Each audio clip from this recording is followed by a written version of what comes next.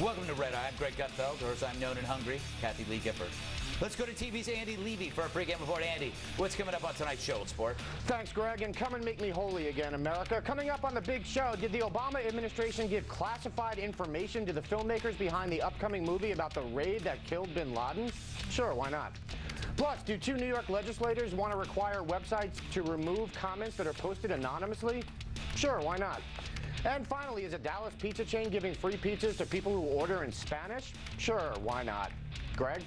Seems like you're phoning it in tonight, Andy. Yeah, I can't help it, Greg. All I can think about is that new Breckin Meyer comedy series, Men at Work. I understand.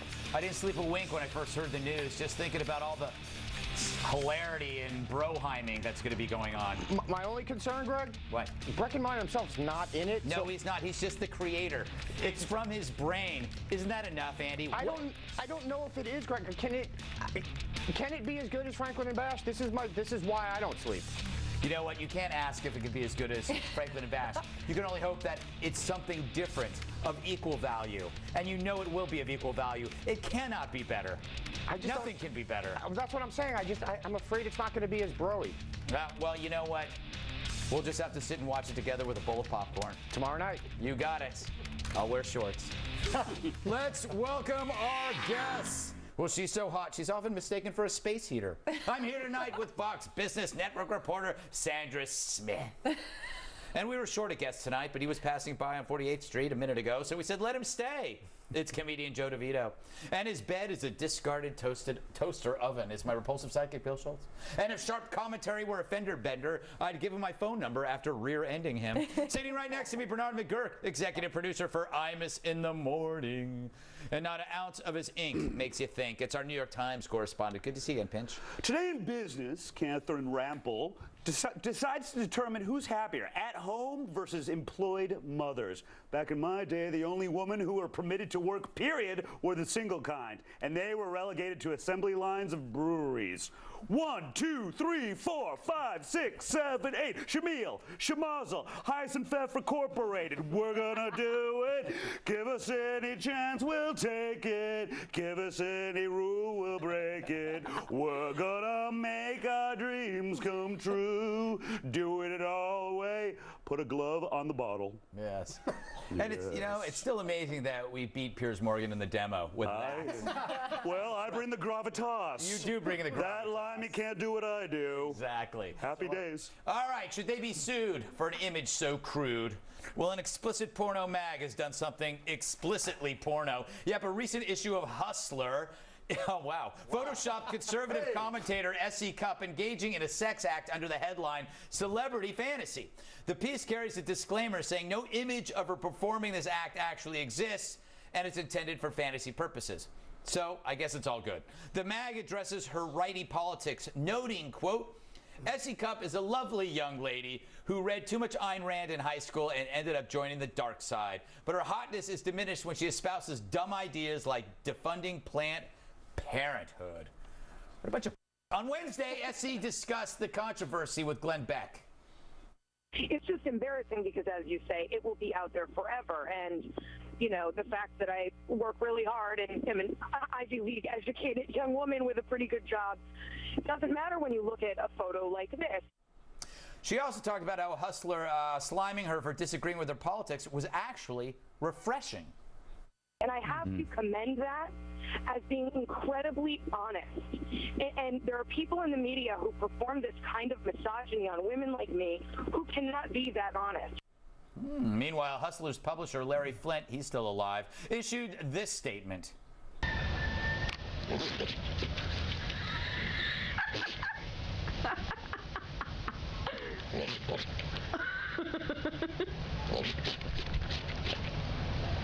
Articulate as always. Bernie, I will say this. S.E. Cups gives Hustler, what do you call it? I hate to use the word props, but I am. Because saying that why they're debasing her, which is what the media doesn't do. I mean, at least they're saying they're smearing her because of her beliefs. Well, they are. Well, look, it's another manifestation of the left's disdain and hatred for conservative women. We saw it with Sarah Palin. We've seen it time immemorial. We've seen it throughout the ages.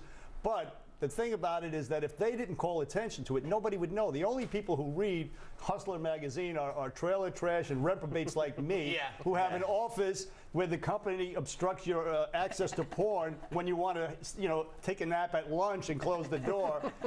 So they would never know. Nobody would know about it. And by the way, they've been doing this for years and years. Yeah. The thing is, though, I mean, they have been doing this. It's a twisted magazine. I mean, they used to have. Well, I won't get into it. Sandra. To Sandra now. Yeah. No. Okay. This picture could be on the internet forever and could be viewed without the context of the article, meaning that thing could show up. Let's not show it anymore. Yeah. Please take it away. Could be viewed without context, meaning you don't know that it's made up. Why can't she sue? Why can't this be defamation? If it's words, it could be defamation, but if pictures, it's not? I'm not going to recall the name of the preacher gentleman down south where there's a Supreme Court case that was he brought it upon the Supreme Court. Supreme Court ruled that the First Amendment right has that it was Hustler that was in Larry the Flint. Yeah. Right. Yeah. Yes, exactly. And Larry Flint and Hustler won because it was under the understanding that it was so absurd that it couldn't possibly be true. Yeah. It has to look like that. But unfortunately, not everybody knows SE Cupp. And again, in the internet age, that could be posted without context. And I think it's very unfortunate. I think it's crude and degrading. Yeah. Joe, are you disappointed in Hustler? Are they not the paragon of taste that we always thought they were? If you can't turn to Hustler magazine for reasoned political discourse, I don't know what this world's coming to. You have to keep in mind this is Hustler magazine and that their main mission has really been to gross people out. And I remember I was an adolescent during the heyday of print pornography. Yeah. And Hustler was a magazine that when you got together with your friends and you swapped, I'll trade you Playboy. Nobody wanted it? Hustler was like, you can keep that. Yes. Because you'd open it up and you'd be like, oh yeah, I want to look at naked. And you'd be like, oh my God, I'm 14. I shouldn't see what that is. Hustler was one of those things that when you found out somebody read it, it changed your image of them. I remember my sister was dating a guy, and he was going away to college, and he says, hey, do you want my magazines? And I go, I'm thinking, Playboy or whatever, and he hands me this box, and I open it up, and I'm going, he can't be dating my sister. There are things in here that are just so. And by the way, Larry Flint created this amazing trick, convincing feminists that he was somehow on their side while denigrating women at every turn. I mean, the stuff in there.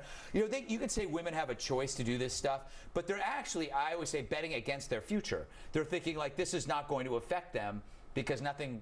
They're not going to be anything big later. It never ends well. It never ends well. You do Hustler. You don't suddenly get married, have 3 kids. Yeah. I mean, Bill, you did Hustler in the 80s. Well, I want to get back to this. So you're saying you returned the box, right? Yeah.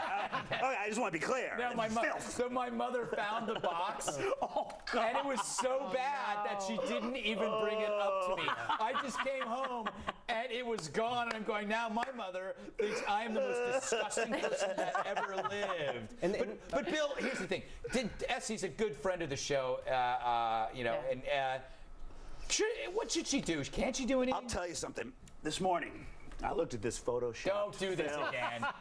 I looked at this Photoshop filth. I read the liberal bias underneath it. And you know what I did? The first thing I did, I emailed Essie and I said, congratulations. They do this to A-listers all the time. She has finally made it. And a buddy of mine said that one time he saw them doing the similar thing with Hillary Clinton. And I was like, oh, that's a good example to use. So I had the Brain Room look into it. They couldn't find it, but the fact of the matter remains, I had the Fox News Brain Room look up Hustler with Hillary Clinton for the entire morning. You're not going to get that from O'Reilly, Brain Room. Apparently now the National Organization of Women, I guess they were contacted by Beck's website if they would speak out against the photo, and I don't think they've responded yet. Maybe they will, maybe they won't. They have been actually responding faster now to when conservative women are smeared, but not to the speed that perhaps if it were somebody, like a Nancy Pelosi, or even if you went higher, which I won't even say that because it's disgusting.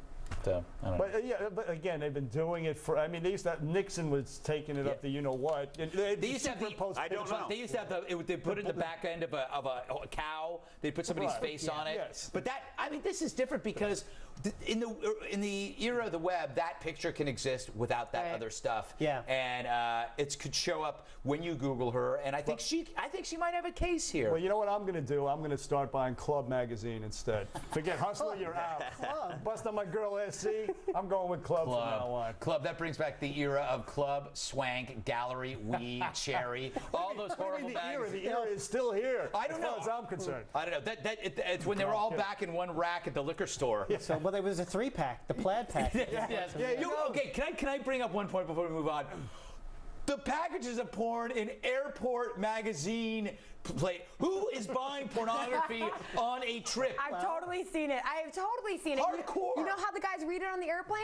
They put like People magazine on the outside, Hustler on the inside, and they think they're fooling someone. I get that, but the thing is, can't you wait till you get home? I have a buddy back in Chicago that is that guy, and he was in an airplane and brought porn with him, and they're like, there's children back there. Could you throw it away? And he argued it.